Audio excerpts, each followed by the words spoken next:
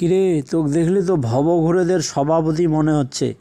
কারণটা কি? হ্যাঁ, আর বলিস না, যে মেয়ের সাথে ভালোবাসা ছিল সেই মেয়ে আমাকে ভালোবাসতে বাসতে ফতুর করে দিয়ে আর একজনের হাত ধরে পালিয়ে গেছে।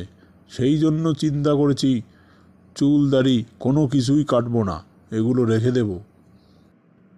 শোন তাহলে, খালিদ বিন ওলীদ রাদিয়াল্লাহু তাআলা আনহুর প্রতি আল্লাহর ভালোবাসা কেমন ছিল তার ছোট্ট একটা গল্প বলতেছি। গল্পটা হচ্ছে, খালিদ রাদিয়াল্লাহু তাআলা আনহু আফসোস করে তার স্ত্রীকে বলেছিলেন যে, তুমি আমার শরীর পরীক্ষা করে দেখো তো, শরীরের এমন কোনো স্থান আছে কি যেখানে তরবারির আঘাতের চিহ্ন নেই।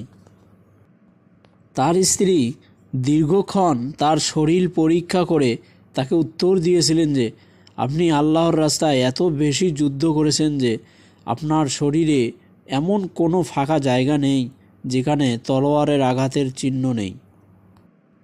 তখন খালিদ রাদিয়াল্লাহু তাআলা আনহু দুঃখ নিয়ে বলেছিলেন যে, আমি যতগুলো যুদ্ধ করেছি সবগুলো যুদ্ধেই আল্লাহ আমাকে বিজয় দান করেছেন, কিন্তু এমন কোনো যুদ্ধ নেই যে যুদ্ধে আমি শহীদ হওয়ার আশা রাখিনি।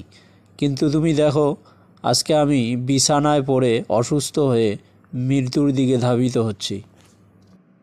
তিনি খুব আফসোসের সাথে বলেছিলেন যে, আল্লাহ কি আমাকে শহীদদের মাঝে বা শহীদদের কাতারে রাখতে চান না? স্বামীর এরকম আফসোস দেখে তার স্ত্রী কিছুক্ষণ মৌন রইলেন।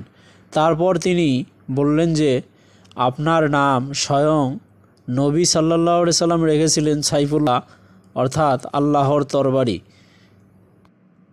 তাই তো ময়দানে আপনার মৃত্যু হয়নি, কেননা আল্লাহ তাআলা তার তরবারিকে মাটিতে লুটিয়ে যেতে দেননি। এ কথা শুনে খালিদ বিন ওলীদ রাদিয়াল্লাহু তাআলা আনহু ভীষণ খুশি হলেন, বুঝতে পারলেন আল্লাহর ইচ্ছা। এরপর এই মহান সেনানায়ক মৃত্যুর কোলে ঢলে পড়লেন। এর জন্যই বলি বন্ধু, ভালোবাসা করলে আল্লাহর সাথে করো, কেননা দুনিয়ার মানুষ বেশিরভাগ মানুষই স্বার্থপর।